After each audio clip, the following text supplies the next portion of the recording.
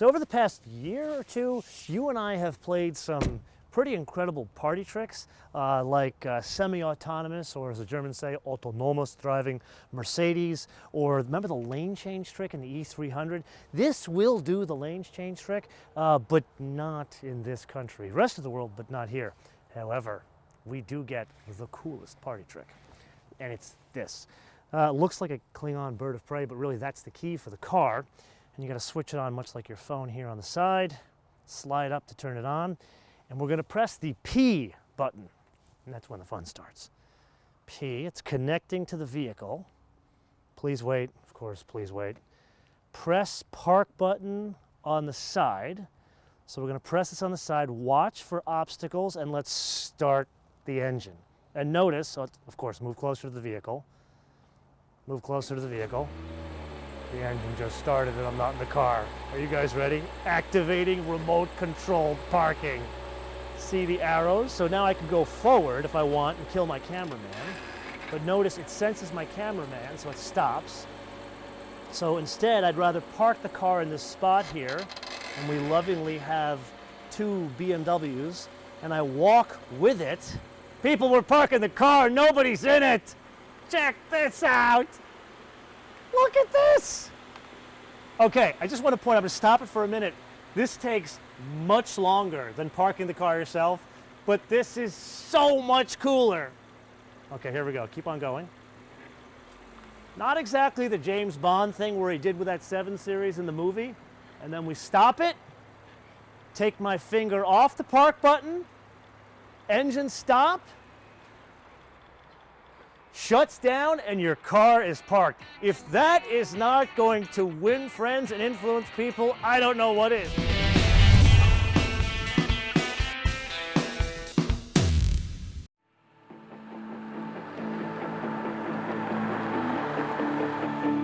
People, let's just dispense with the usual pleasantries and get right to pulling power here.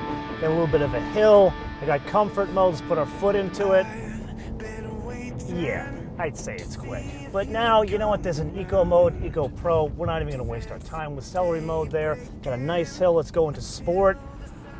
Notice, it all of a sudden takes up to about 2,000 RPM, put our foot into it, going up the rest of this hill.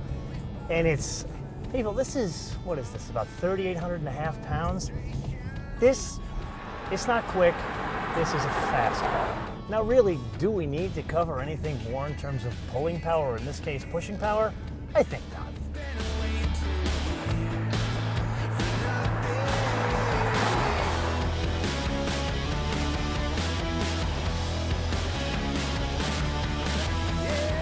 So recipes. We generally have a couple of different routes we can go. We could do the old reliable route, create things that we love, things like snickerdoodles or sports sedans.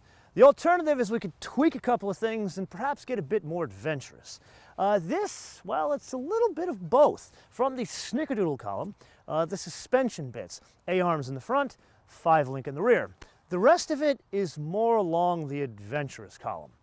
So have you ever had that opportunity, maybe not opportunity, but that confrontation with your loved ones, girlfriends, mothers, wives, whatever, where they sit you down and say, you should probably drop a few pounds? Well, it seems the engineers in Munich decided to put the G30 on a gluten-free diet. So now it is down up to 137 pounds. They do that primarily by making the hood, roof, doors, and trunk all aluminum. The rest of the structure is magnesium and high-strength steel. Then there's a couple of other things going on here. The previous 5 was on offer with 2-wheel drive and all-wheel drive. But if you opted for all-wheel drive, you can get any suspension you want as long as it was the basic suspension. Now it can be had with all-wheel drive as well as all-wheel steer. Now that's a whole lot of stuff going on there to make this thing work on 19-inch wheels, but how does it all relate out onto the road?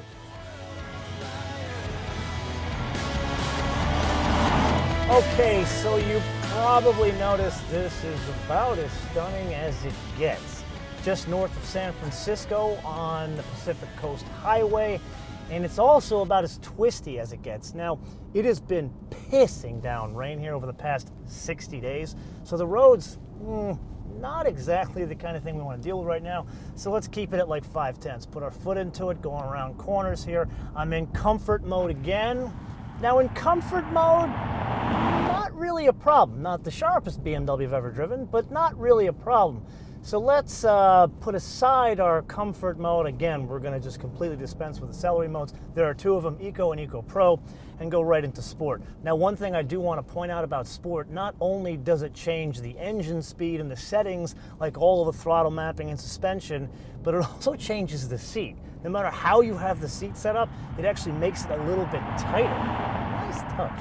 Okay, enough with that. We've got a stunning vista here. Let's go down to a little manual shifting, going around a nice declining radius turn in Sport.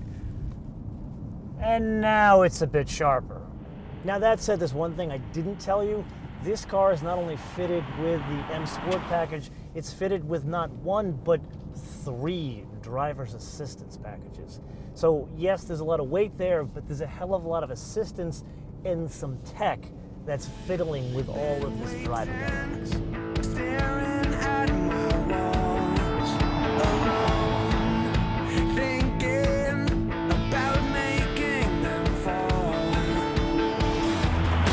No, it cannot be any clearer. And now for something completely different, the Golden Gate Bridge. Well, not just the Golden Gate Bridge, but the Golden Gate Bridge, San Francisco, and a demonstration of technology, but not the usual technology that we do here, the semi-autonomous, or as the Germans call it, the semi-autonomous driving.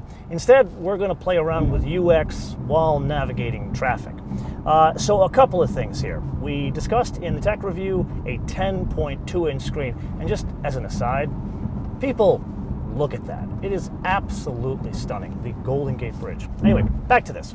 So 10.2-inch screen, we have a menu here, which gives you these different tiles. And these different tiles, notice how quickly this thing works. It's actually, someone listened to me about faster processors in these cars, and this thing just keeps up. And then in addition to that, all of these tiles can be moved around. But most importantly, I want you to see, okay, navigation, we saw it takes up the full screen, but I can also make this thing a split screen. So let's say I go over here.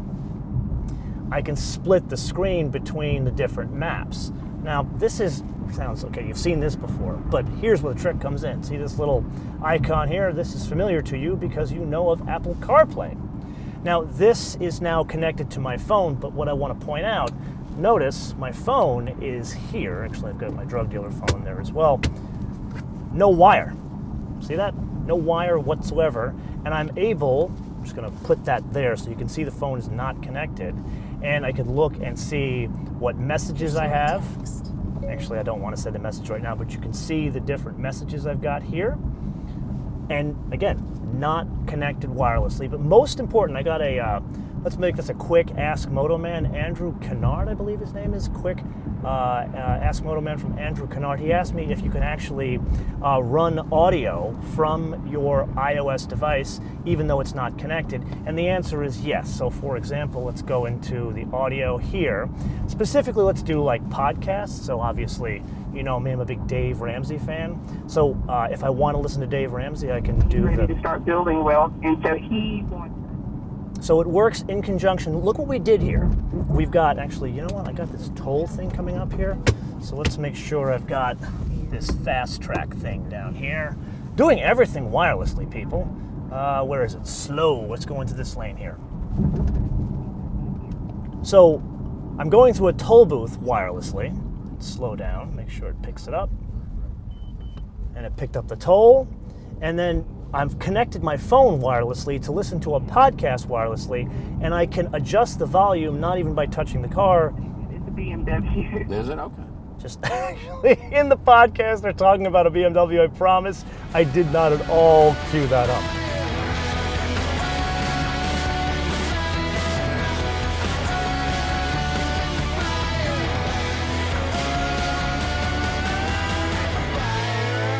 So in summary, what do we got?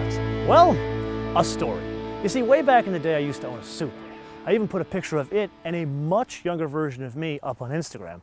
Well, as part of owning a Supra, I had a group of friends that also had Supras, and we thought we were incredibly cool. But then we got old, so we sold our Supras, we became mature, and we bought BMWs. Of course, I didn't become mature, I bought an M Roadster. However, one of us, he bought a 540.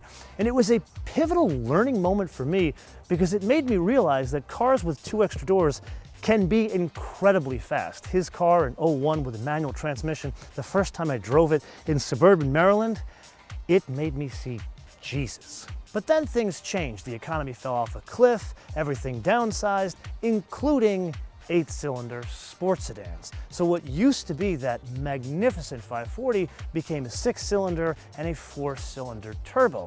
And you and I now ask ourselves these questions of, is a mid-50s sports sedan still a fast or fun car? I even asked that question when I rolled into driving this. And a funny thing happened. I had the whole day yesterday to just drive it. Not shoot, just drive.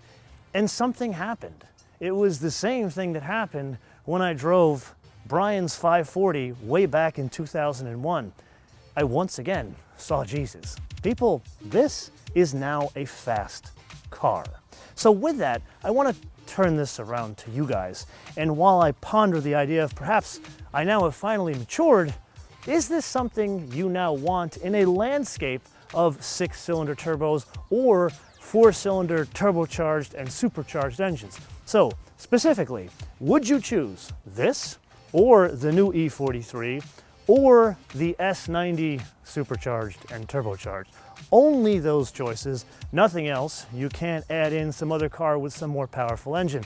And for good measure, let me know where you hail from and have you had experience with 8-cylinder mid-size sports sedans? Let me know in the comments below or via our social media, MotoManTV all one word, MotoManTV all one word, Facebook, Twitter, and Instagram. And with that, I want to leave you with 2 things.